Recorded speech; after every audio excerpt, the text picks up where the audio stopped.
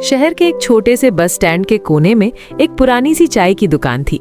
दुकान क्या, बस एक टीन की छत, लकड़ी का काउंटर और 2-3 प्लास्टिक की कुर्सियां। उस चाय की दुकान को चलाता था रामू। लोग उसे प्यार से रामू चाय वाला कहते थे। रामू की उम्र लगभग 55 साल थी। चेहरे पर झुर्रियां थी, मगर आंखों में एक अजीब सी चमक थी। वो गरीब जरूर था, लेकिन दिल से बहुत अमीर था। सुबह 4 बजे उठकर वो अपनी दुकान खोल देता था। बस ड्राइवर, कंडक्टर, मजदूर और ऑफिस जाने वाले लोग उसकी दुकान पर चाय पीने आते थे। रामू की जिंदगी आसान नहीं थी। उसकी पत्नी का कई साल पहले बीमारी से निधन हो गया था। उसका एक बेटा था जो काम की तलाश में दूसरे शहर चला गया था। अब रामू अकेला ही अपनी छोटी सी चाय की दुकान संभालता था। एक दिन सुबह का समय था। हल्की बारिश हो रही थी। लोग जल्दी जल्दी बस पकड़ने के लिए भाग रहे थे। उसी समय लगभग 17-18 साल की एक लड़की बस स्टैंड के पास खड़ी रो रही थी। रामू ने उसे देखा। वो चाय बना रहा था, लेकिन उसकी नजर बार बार उस लड़की पर जा रही थी। कुछ देर बाद रामू उसके पास गया और बोला, बेटी क्यों रो रही हो, क्या हुआ? लड़की ने आंसू पोंछते हुए कहा, कुछ नहीं चाचा, बस ऐसे ही। रामू समझ गया कि जरूर कोई बड़ी परेशानी है। उसने प्यार से कहा, देखो बेटी, मैं तुम्हारा पिता तो नहीं हूँ, लेकिन अगर कोई परेशानी है तो बता सकती हो। लड़की थोड़ी देर चुप रही, फिर बोली, मेरा नाम पूजा है, मैं 12वीं में पढ़ती हूँ। आज स्कूल में फीस जमा करने का आखिरी दिन है। अगर आज फीस नहीं भरी तो मेरा नाम स्कूल से काट दिया जाएगा। रामू ने पूछा, तो फीस कितनी है? पूजा ने धीरे से कहा, 3000 रुपए। ये सुनकर रामू कुछ देर चुप हो गया। 3000 रुपए उसके लिए भी बहुत बड़ी रकम थी।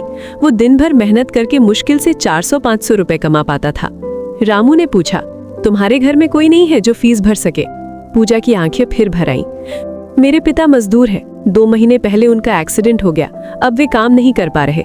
माँ लोगों के घरों में बर्तन धोती हैं। घर चलाना ही मुश्किल हो रहा है। रामू ने पूजा की बात सुनी और उसके दिल में दर्द भर गया। उसे अपना पुराना समय याद आ गया। दरअसल रामू भी बचपन में पढ़ना चाहता था। वो बहुत होशियार था, लेकिन गरीबी की वजह से उसे 8वीं के बाद पढ़ाई छोड़नी पड़ी थी। तभी से वो हमेशा सोचता था कि अगर उसे मौका मिलता तो वो जरूर पढ़ता। रामू कुछ देर सोचता रहा, फिर उसने पूजा से कहा, तुम स्कूल जाओ बेटी, फीस भर जाएगी। पूजा ने हैरानी से पूछा, लेकिन कैसे? रामू मुस्कुराया और बोला, वो तुम मुझ पर छोड़ दो। पूजा को यकीन नहीं हुआ, लेकिन रामू की आंखों में सच्चाई थी। वो धन्यवाद कहकर स्कूल चली गई। उस दिन रामू ने एक बड़ा फैसला किया। उसने अपनी छोटी सी पुरानी रेडियो निकाली जो उसे बहुत प्यारी थी। वो रेडियो उसकी पत्नी की आखिरी निशानी थी। हर रात वो उसी रेडियो पर पुराने गाने सुनता था। रामू उस रेडियो को लेकर कबाड़ी के पास गया। कबाड़ी ने कहा, इसकी ज्यादा कीमत नहीं मिलेगी, 500 रुपए दूंगा। रामू ने बिना सोचे रेडियो दे दिया। फिर उसने अपनी बचत का डिब्बा खोला, जिसमें उसने कई महीनों से थोड़े थोड़े पैसे जमा किए थे। सारे पैसे मिलाकर करीब 3000 रुपए हो गए। रामू तुरंत पूजा के स्कूल पहुंचा। वहां जाकर उसने ऑफिस में फीस जमा कर दी।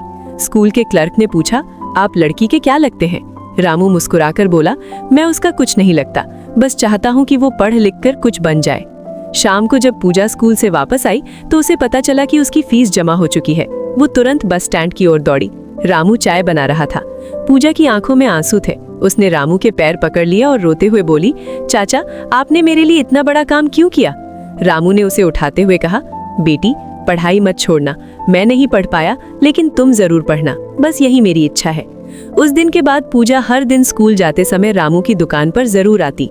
कभी चाय नहीं पीती, लेकिन रामू से बातें करती। समय बीतता गया। पूजा ने 12वीं की परीक्षा में पूरे जिले में पहला स्थान हासिल किया। ये खबर अखबार में छपी। अखबार वाला रामू की दुकान पर भी अखबार रख गया। जब रामू ने फोटो देखा तो उसकी आंखें खुशी से चमक उठी।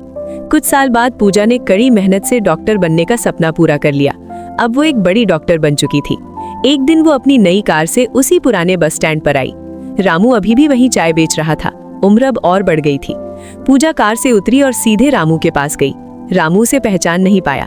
पूजा मुस्कुराई और बोली, चाचा, एक चाय मिलेगी? रामू ने चाय बनाते हुए कहा, क्यों नहीं बेटी। चाय देने के बाद पूजा ने कहा, चाचा, क्या आपको पूजा याद है? रामू ने ध्यान से देखा, फिर अचानक उसकी आंखें चमक उठी। अरे पूजा, तुम? पूजा की आंखों में आंसू आ गए। हाँ चाचा, आज मैं जो भी हूँ आपकी वजह से हूँ। उसने रामू का हाथ पकड़कर कहा, अब आपको चाय बेचने की जरूरत नहीं है। मैं आपके लिए एक अच्छा घर और दुकान बनवाऊंगी। रामू मुस्कुराया और बोला, मुझे कुछ नहीं चाहिए बेटी, बस इतना वादा करो कि तुम गरीब लोगों का इलाज कभी पैसे के बिना भी करोगी। पूजा ने सिर झुकाकर कहा, मैं वादा करती हूँ चाचा। उस दिन रामू की आंखों में खुशी के आंसू थे। उसने आसमान की तरफ देखा और धीरे से कहा, आज मेरी अधूरी पढ़ाई का सपना पूरा हो गया। और सच में उस गरीब चाय वाले ने सिर्फ एक लड़की की फीस नहीं भरी थी, उसने पूरा भविष्य बना दिया था।